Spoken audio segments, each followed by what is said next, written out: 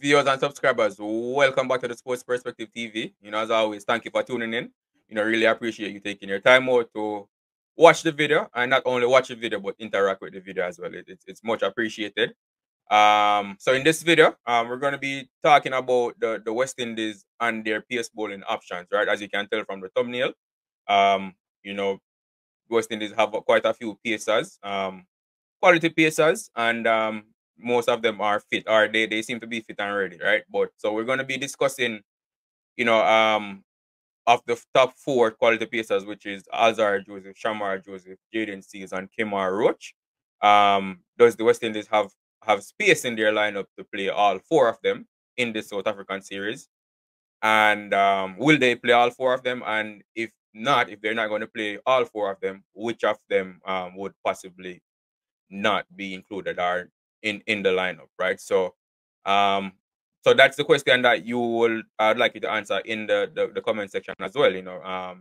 Should the West Indies play all four of these pace bowlers, and if not, which one of them would you not play, right? And I'm going to be sharing a few things with you, and then it's a tough decision, to be honest, as far as whether you decide to go with all four or drop any of them. So I'm going to be sharing a few things with you, and then sharing my thoughts on what I think the team should do, right? So let's start with, let's say all four of them are included, right? So if they decide to play Alzarri, Shamar, Jaden Seals, and Kemar Roach, that would mean that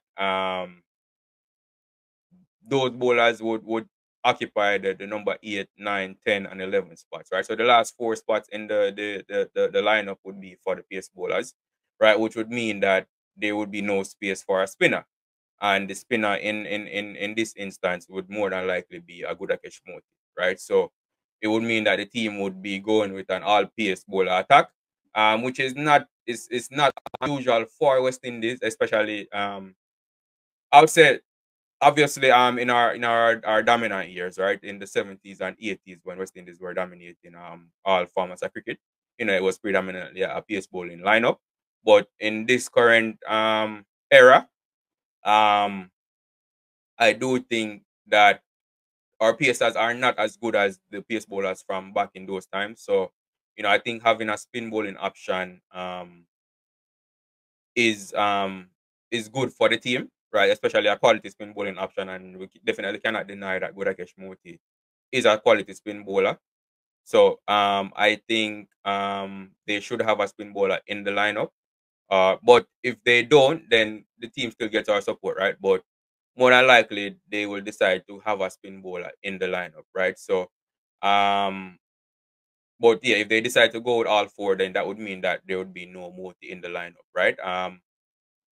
Kevin Sinclair, who is injured, of course, right? Kevin Sinclair, who is the second option as a spinner, he can also bat, but obviously with him having that wrist injury from his knock that he picked up in the test match against England from Mark Wood, I don't think he will be available for this series. So that would have been another option, right? So play all four pace bowlers, then have Kevin Sinclair in there as a spinner, also batting higher up the order, right? But Kevin Sinclair is not available. So um, playing all four fast bowlers is very unlikely. You also consider the fact that they have Jason Holder in the team as a fourth or fifth fast bowling option, right? So if they play all four pace bowlers, that would mean that they have five pacers in the attack, right? And again, depends on what they decide. Do they want to do that, right? But even if they decide to not play a Jason Holder, right?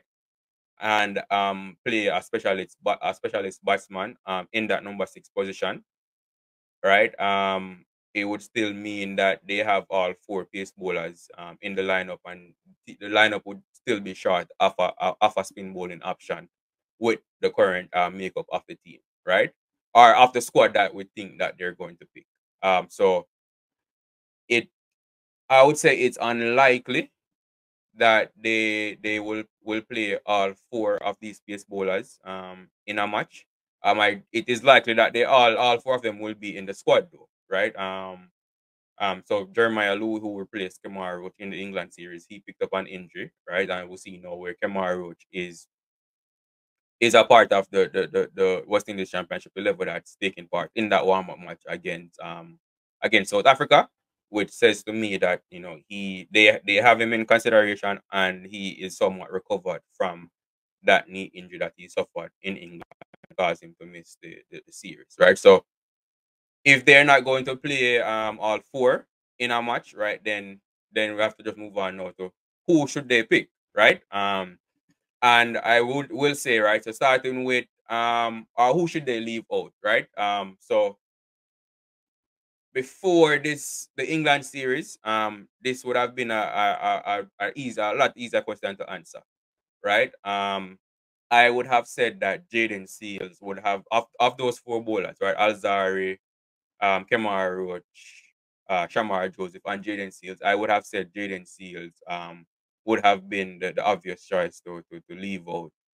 If they're going with the three pace bowlers and Godakesh Moti, right? But after the England series, it's impossible to leave out a Jaden Seals. No, he was the leading wicket taker in that England series. He took 13 wickets, right? So he was our best bowler in that England series. So he definitely won't be left out, of the lineup. If you leave him out of the lineup no after his performance in England, then it's clear that it would be clear that the coaching staff have favorites, and it wouldn't be a cricketing decision pretty much, right? So Jaden Seals for me is a definite pick in the lineup, right? In fact, I would probably have him as the first fast bowler in the lineup, right? So then you move on to Alzarri Joseph, right? So Alzarri Joseph, while I would say Alzarri, I'm not completely satisfied with what I've seen from Alzarri so far.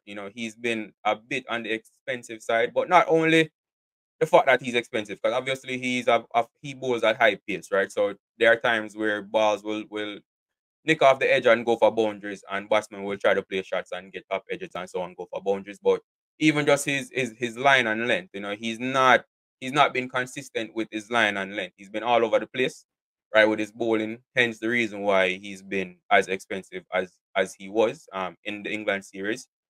Right, so I'm not overly impressed with how Alzarri bowled in the England series. But what I will say though is he did take wickets, right? So in the England series, he took 10 wickets. He was the second highest wicket taker for the West Indies team in the series, right? And so with that being said, he's also the vice captain of the team. So I do think he's the fastest bowler in the team as well, right? So I do think that Alzarri will be picked. And even though Jaden Seals took the most wickets in the series, I think Alzarri is the leader of this bowling lineup. So with the new ball, of course. So I think Alzarri will be picked as well in the lineup. So far you have a Jaden Seals and Alzarri Joseph. In my opinion, as two of the bowlers that will be in the lineup. And like I said, definitely share your thoughts in the comment section, as to which of these bowlers you would decide to not include if they are not going to play all four of them, which I don't think they will. Right. So then you move on to a Shamar Joseph now, right? Shamar Joseph, the phenom, he burst onto the scene, after his performance in Australia. His England series, wasn't all that impressive.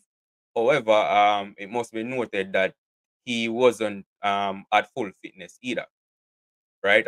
As we saw, right, in the first test match, in the second test match, him having to come off numerous times to go get treatment for what appears to be a hamstring issue. In the third test, he did do better and didn't seem to require that much treatment for the issue. So seemed as if whatever the issue was or whatever the issue is, because we still don't know if he's still dealing with it. It did not bother him as much in the third test match, right? So Shamar Joseph, his performance, he only took 4 wickets in the England series from all 3 test matches. So if we're going on performance, right, then we can definitely argue that Shamar Joseph probably should not be included. But we also have to keep in mind that, one, he was not at full fitness, in my opinion. And two, there were also a lot of quite a few chances that were dropped off his bowling in the test matches, right? I can remember one distinctively where Jason Holder dropped. I think it was Ollie Pope, simple catch, second slip. You probably won't get an easier catch than that, and Jason Holder dropped it. And it was after that drop catch that Ollie Pope went on to score 121.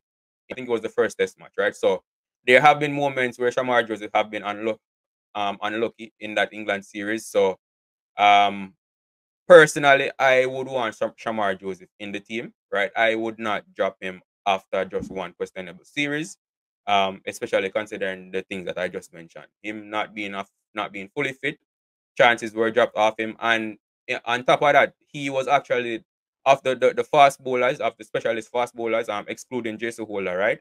Because he's in the team as an all rounder. He was the most economical fast bowler in that England series as well, right? So for me, Shamar Joseph would be a part of the team. So then we move on to Kemar Roach. Um, Again, he a very experienced bowler. Right. He's been a stalwart for us over the years. He takes wickets in the Caribbean, so he usually does well when bowling in the Caribbean as well.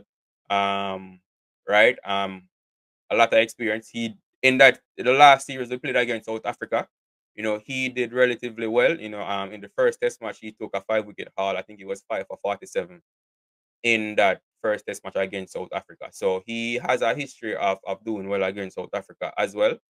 Right. So it's a tough one. It's definitely a tough decision for the coaching staff to make as far as who they would drop, right? If they're not going to play all four bowlers, Kemar Roach, obviously he's coming back from injury now, and I think probably how he does in this warm-up match against South Africa will go a far way in the selectors and the coaching staff decision as to whether or not they include him in the team for the first test match, or whether they include him in the series at all, right? Yes, he's playing in the warm-up match, but that might is he fully recovered from his injury? Not sure, right? So, like I said, it's a tough one. But for me personally, I would say I would probably, honestly, I don't know which one of them I would leave out. To be honest, right? But if I had to choose a bowler to leave out, I would at this moment I would probably say Kemar Roach. I would leave out Kemar Roach.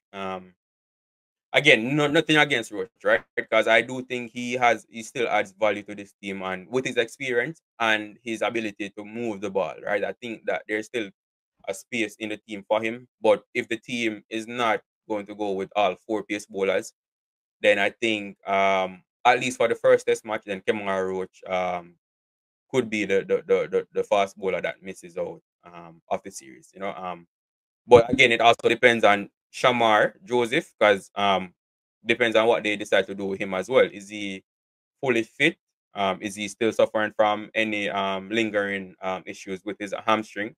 That's also a question that the selectors will have to take into consideration as well when deciding which of these bowlers they will leave out if they're not going to play all four of them. I do think it would be smart for them to play a spin bowler, and as such, it would mean that one of these pacers would be left out of the lineup. Which one? I don't know. It's tough, but if I had to choose one, I would say Kemar Roach would be left out. So these are my thoughts. As usual, I do welcome your comments. And I actually am imploring you to comment. Share in the comment section what you think of what I explained, and if you agree or disagree, it doesn't matter, right? That's the purpose of these forums, right? For us to have these discussions, whether we agree or not. So let me know which of these bowlers you would leave out of the team, if any at all, and why you would leave them out. But that's all I have for you in this video, viewers and subscribers. As always, thank you for tuning in. Do remember to like the video as well. That's very important. And subscribe to the channel if you haven't done so as yet. Thank you for tuning in, and I will see you in the next video.